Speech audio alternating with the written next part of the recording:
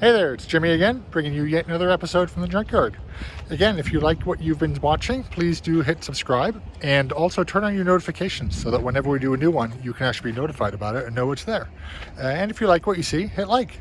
Check this out though, this is a first year, so 1986, Mercury Sable LS. This is awesome. I mean, do you guys remember the impact that the original Ford Taurus made on the market?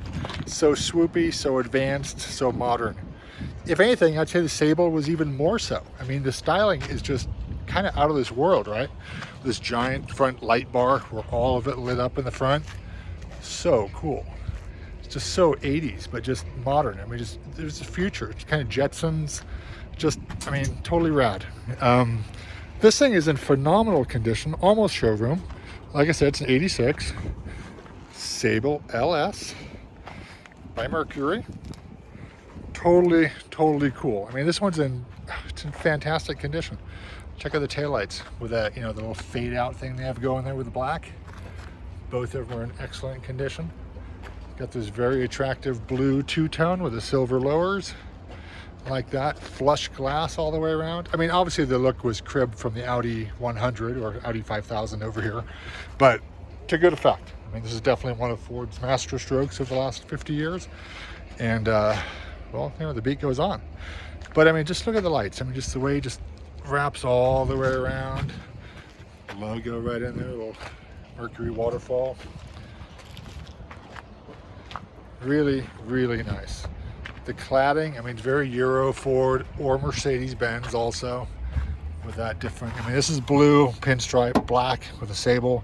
And then this is gray or silver plastic. Very cool. Flush door handles, totally aerodynamic mirrors. And, this glass is just amazing how this just all fits together. Very low coefficient of drag. Really cool. So let's check the whole thing out, I guess. Let's start at the back this time. Usually we start at the front. So this is the trunk lid, obviously, in the trunk area. You get a very spacious trunk. The back seats did not fold down, unfortunately, but there's the wheel, the covers for the wheels, little center caps. And under here is where the spare would have been. Spare's gone. There's the lug wrench though and the hold down.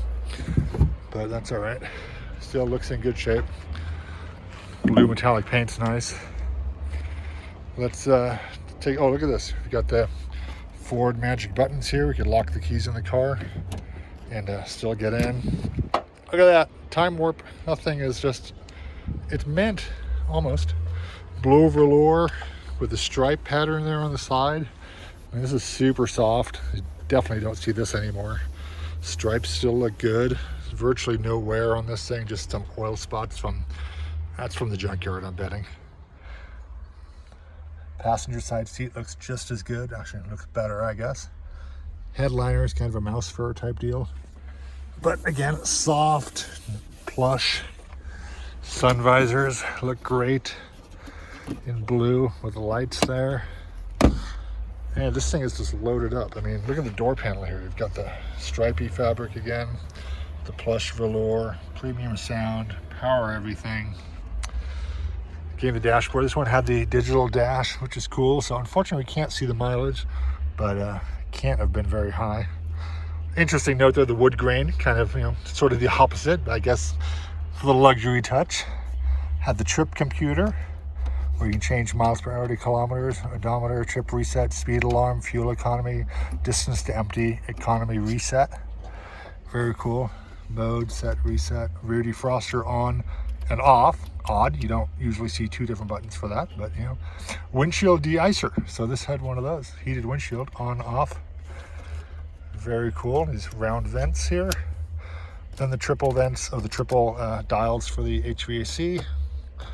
Best way to do it if you don't have just full auto, I guess. And then you had these Ford radios, which were cool, which had the big knobs, which were unfortunately gone, but these were nice pieces. Automatic transmission, two cubbies there, a couple more vents over there on the dash. Very cool. Ashtray, of course. Change holder, cup holders. And here, the bin and the center console, but nice soft for your elbow. Very cool. Power seats, lumbar, folding seat, obviously an automatic. Pull for the fuse panel in there. Brake releases here. Oh, I just released the brake. Hopefully it doesn't go anywhere. Headlamps on. Panel dim. Wiper stock. Tilt wheel. Had the nice big wheel here with the cruise control. Always very nice. Let's pop the hood here and actually take a look under there. And it's actually, let's look at the back seat. What do we have here? Look at that, totally roomy back here. Obviously the seat cushion's been pulled out, but what's under it? More padding. I mean, just the amount of sound deadening in here is just phenomenal. It's just so plush. Obviously, well, just lap belts in the back. This is pre-shoulder belt era for the US makers. Nice big headrest though, which is nice.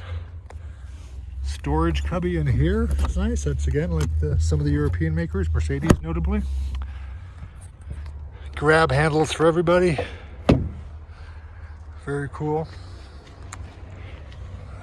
Back in the day, you got your own ashtray in the back. That doesn't happen anymore. You're lucky to get one combined, right? And then power locks. Not terrible at all. Let's see what's under the hood. This is probably the 3-liter. Yeah, 3-liter V6. There you go. Pretty cool front wheel drive, obviously. It's definitely brought forward into the modern era. I mean, they had front wheel drive cars before the Taurus came out, but this was the major player on the market. And, you know, I mean, Ford was absolutely the leader there for a while, right? And then they just kind of sort of squandered it with the Taurus. Fusion sort of took over for a bit, but then they kind of canceled that too. So now it's just all trucks all the time. Too bad, because this Taurus and Sable were definitely quite the thing. More sound deadening under the hood. I mean, this thing really had everything. This is cool. It's back when Ford labeled everything, or began to label everything with yellow print, yellow handles, yellow print, to give you an idea, you know, of the more user-friendly things that the owner could easily check and adjust. So battery went over here. That's obviously gone. But yeah, it's fantastic. I'm trying to think. I mean, pretty much everybody has a story or knows somebody who had a Taurus or a Sable or multiples thereof.